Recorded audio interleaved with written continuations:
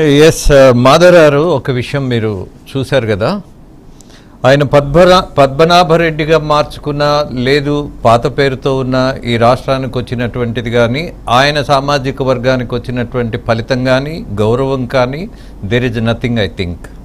అలాగే మరొక విషయం, ఆయన చెప్పిన మాటల్లో జగన్మోహన్ రెడ్డి సంక్షేమాన్ని నమ్ముకున్నారు అని చెప్తున్నారు.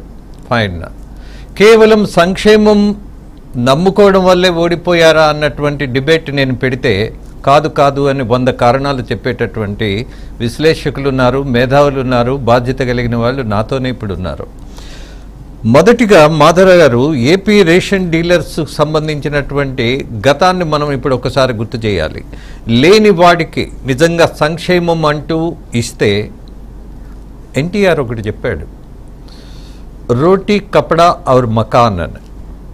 అలాంటి పరిస్థితి ఉన్నప్పుడు రేషన్ డీలర్సు అనేక మంది రోడ్డు మీదకొచ్చి ధర్నాలు చేసి ఉద్యమాలు చేసి ఆ రోజున్నటువంటి ముఖ్యమంత్రి జగన్మోహన్ రెడ్డిని ప్రశ్నించి మీరందరూ నిర్బంధంలోకి నెట్టబడ్డారు. ఇంట్లో నుంచి బయటికి రావాలనంటే దిక్కులేదు మీకు ఆ రోజు. మరి అంత సంక్షేమం జరిగినప్పుడు మీ దగ్గర డీలర్స్ దగ్గర నుంచి ప్రజలకు అద్భుతమైనటువంటి వస్తువులు సరఫరా అయి ఉండాలిగా. ఏదైనా జరిగిందా అలా మాధవరావు? ఈ వైసీపీ ప్రభుత్వంలో జగన్మోహన్ రెడ్డి గారు అన్ని వ్యవస్థల్ని నాశనం చేసినట్టుగానే పేదలకు అందుబాటులో ఉండేటటువంటి ఈ రేషన్ డీలర్లు ప్రజా పంపిణీ వ్యవస్థను కూడా నాశనం చేయటం జరిగింది.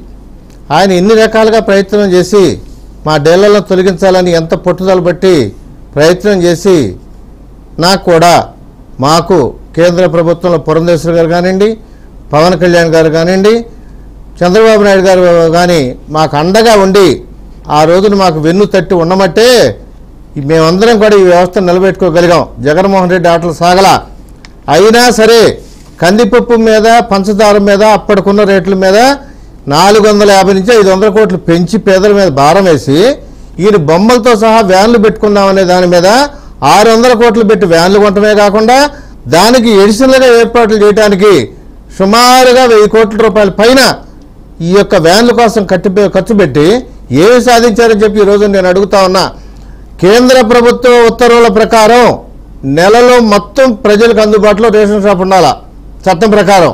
కానీ ఇప్పుడు జగన్మోహన్ రెడ్డి గారు చేసింది ఏంది, ఇవాళ 3 షాపులకు ఒక వాహనం పెట్టారు.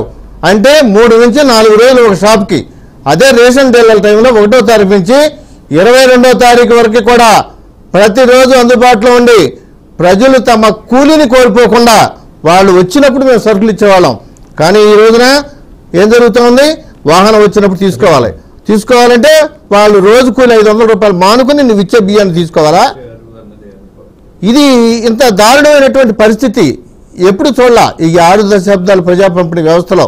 ఇప్పుడు ముద్రగడ పద్మనాభ గారు చెప్పారు పాపం, ఆయన ఇవాళ మాట మీద ఈ వైసీపీ ప్రభుత్వంలో ఉన్నటువంటి మంత్రులు వీళ్ళందరూ కూడా చెప్పిందంటే కూడా దాని మీద నిలబడాలా. మీ పార్టీలోకి వచ్చి ఆయన ఆదర్శంగా స్టేట్మెంట్ ఇచ్చి ఇవాళ దాన్ని నిలబెట్టుకున్నాడు, ఆయన క్రెడిబిలిటీ కాపాడుకున్నాడు. మరి ముఖ్యమంత్రి సహా మీరందరూ ఏం కాపాడుకుంటారు అనేది అది మీ విచక్షణే, కానీ మేము చెప్పాల్సినటువంటి అవసరం లేదు. ఇప్పుడు ఒకటే కోరుతున్నాం, మేము రాష్ట్రంలో ప్రజా పంపిణీ వ్యవస్థ గత వైభవాన్ని పొందటానికి గౌరవ ముఖ్యమంత్రి చంద్రబాబు నాయుడు గారితో, పవన్ కళ్యాణ్ గారితో, అదేగా పురంధేశ్వరి గారితో కూడా మేము మాట్లాడడం జరిగింది. మాకు అనుకూలంగా మేనిఫెస్టోలు వారు పెట్టడం జరిగింది. ఆహార భద్రతా చట్ట ప్రకారం ఈ రోజున రేషన్ డీలర్ల ద్వారా మాత్రమే సరుకులు పంపిణీ చేయాలి.